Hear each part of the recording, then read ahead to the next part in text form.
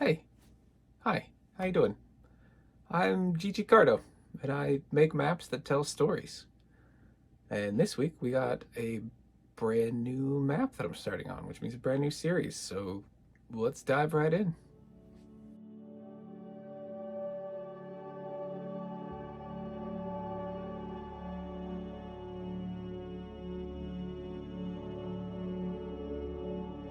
A lot of times when you're making a map, you know ahead of time what it is you're making, whether it's for a commission or just at the behest of someone else, or maybe for your own world. You kind of know what you're looking for.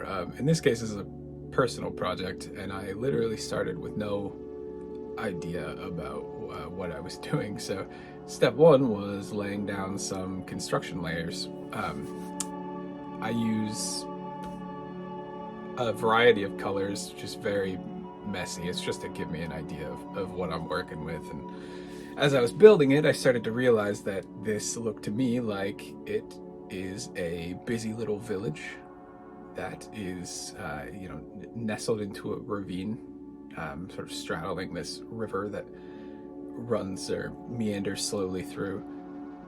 So I'm just throwing down, red lines, more or less, as just the movement of the river and the river banks. The blue is for man-made structures and roads, and then I use this kind of garish yellow color here to represent cliffs because I really want to emphasize the verticality of this place. Reminds me of some of the towns in the Pacific Northwest that I spent a lot of time in. And then I just go through and I make this sort of monochromatic mess over the top of it. There's no real rhyme or reason to what gets what shade of gray. It's mostly just to help me visualize the aesthetic of this map. If I could have all of the buildings and roads be one color, in the forests another shade of gray, and yeah, it just helps me see it. So once I got that built up and I'm confident that this is the way that I want it, then I jump in and I start throwing down some line art.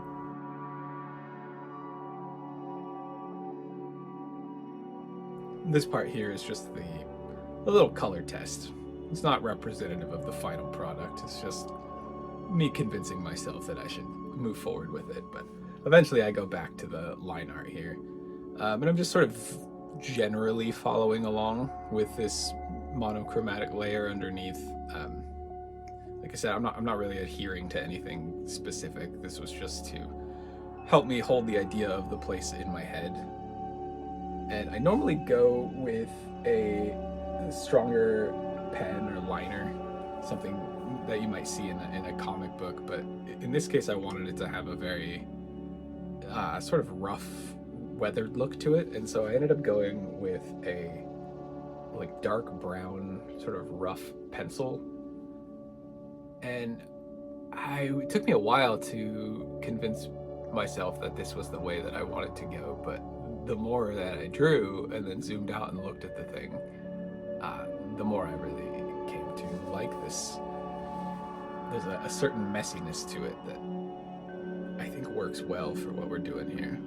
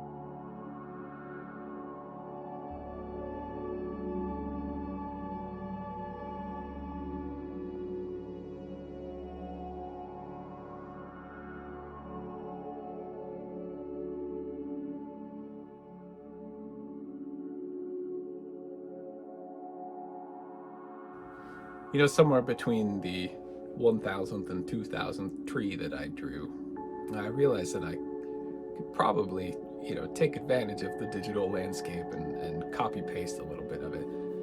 I was trying to be not terribly liberal with it. I wanted to be pretty minimal in my use of copy and paste because I really wanted it to have an organic look, and I was afraid if I got a little too gung ho with it, and in an effort to save myself time, that it would start to look like it was copied and pasted, which was not what I was going for here.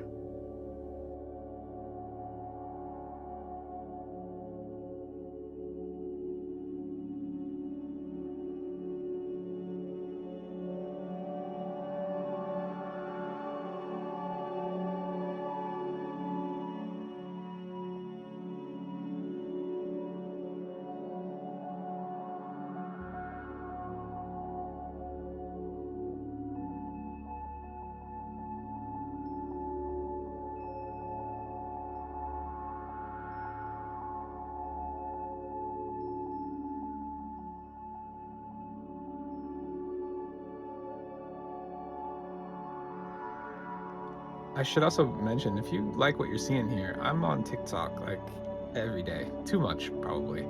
I've become kind of obsessed with it, but I'd love to have you over there. You can see what I put up. If you want to see the other stuff I've created, you can go to my website, ggcardo.com. I got a whole big old gallery there you can look at.